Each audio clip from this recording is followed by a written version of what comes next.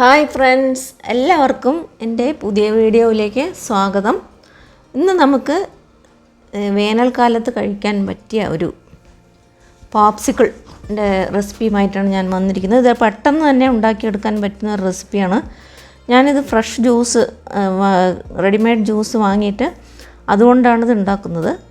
നിങ്ങൾക്ക് വേണമെങ്കിൽ ഇത് വീട്ടിൽ തന്നെ ഈ രസ്നയുടെ പൊടി വെച്ചോ അല്ലെങ്കിൽ നിങ്ങൾക്ക് ഫ്രഷ് ഫ്രൂട്ട്സ് വാങ്ങിയിട്ട് അതിൻ്റെ ജ്യൂസ് ഉണ്ടാക്കിയിട്ടോ അതുപോലെ ഉണ്ടാക്കാവുന്നതാണ്. ഞാനിപ്പോൾ ഇത് ലിച്ചി ജ്യൂസാണ് ഇത് ഒഴിച്ചു കൊടുത്തത്. ഇപ്പോൾ ലിച്ചി പോപ്സിക്കിൾ നമുക്കിത് ഉണ്ടാക്കിയെടുക്കാം. ഇത് നമുക്ക് വളരെ പെട്ടെന്ന് തന്നെ ഉണ്ടാക്കിയെടുക്കാൻ പറ്റും.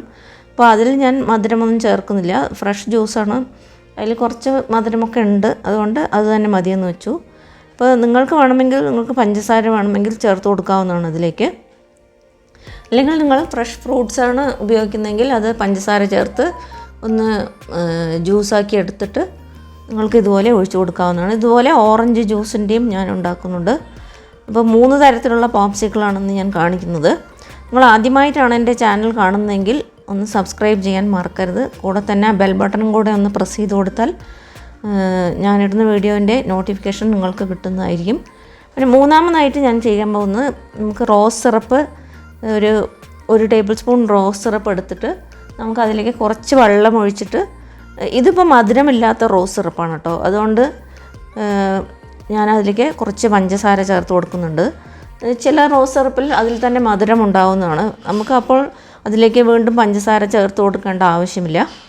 ഇത് വേനൽക്കാലത്ത് കുട്ടികൾക്കൊക്കെ കൊടുക്കാൻ നല്ല പറ്റിയൊരു റെസിപ്പിയാണ്. കുട്ടികൾക്കൊക്കെ വളരെ ഇഷ്ടപ്പെടും. നമുക്ക് പെട്ടെന്ന് തന്നെ നമുക്ക് ഐസ് സ്റ്റിക്ക് ഇതുപോലെ ഉണ്ടാക്കിയെടുക്കാനും പറ്റും. ഒരു 4 മണിക്കൂറുണ്ടെങ്കിൽ അത് നല്ലപോലെ സെറ്റായിട്ട് കിട്ടും നമുക്ക്. ഇപ്പോൾ ഞാൻ റോസ് സിറപ്പ് നമുക്ക് ആദ്യം ഒരു ലെയറായിട്ട് അതിലേക്ക് ഒഴിച്ചു കൊടുക്കാം. എന്നിട്ട് നമുക്കിത് പുറമെ അലുമിനിയം ഫോയിൽ വെച്ചിട്ട് ഒന്ന് കവർ ചെയ്തിട്ട് നമുക്കതിലേക്ക് ഐസ്ക്രീം സ്റ്റിക്ക് ഒന്ന് ചേർത്ത് കൊടുത്തിട്ട് ഒന്ന് സെറ്റാവാനായിട്ട് വെക്കണം. പിന്നെ ഇതൊന്ന് സെറ്റായി വന്നിട്ടാണ് നമുക്ക് അടുത്ത ലെയർ അതിലേക്ക് ഒഴിച്ചു കൊടുക്കാനുള്ളത്. ഇതൊന്ന് നമുക്ക് ഒരു 1-1.5 മണിക്കൂർ വയ്ക്കുമ്പോൾ തന്നെ അതൊന്ന് നല്ലപോലെ സെറ്റായി കിട്ടും. നമുക്കത് എടുത്ത് മാറ്റിയിട്ട് ഫോയിൽ എടുത്ത് മാറ്റിയിട്ട് നമുക്കിപ്പോൾ അതിലേക്ക് അടുത്ത ജ്യൂസ് അതിലേക്ക് ഒഴിച്ചു കൊടുക്കാം. ഞാനിനി അതിലേക്ക് ഒഴിച്ചു കൊടുക്കാൻ പോകുന്നത് ലിച്ചിയുടെ ജ്യൂസാണ് കേട്ടോ.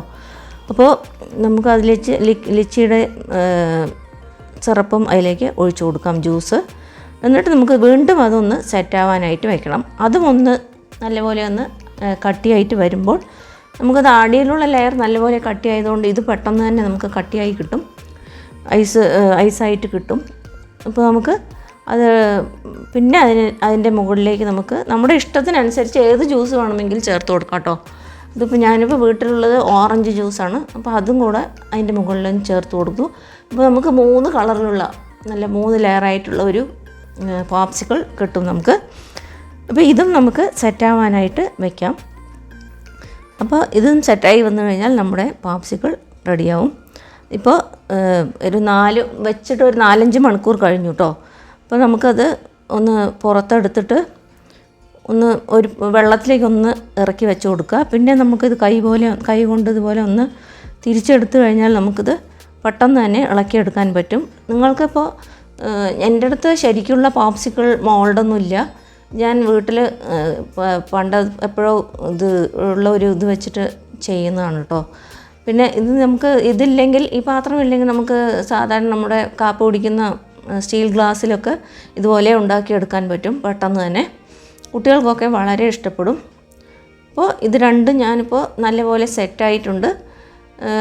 അത് ഞാൻ പുറത്തെടുത്ത് കഴിഞ്ഞു. ഇനി മൂന്നാമത്തതും കൂടെ നമുക്ക് എടുക്കാം.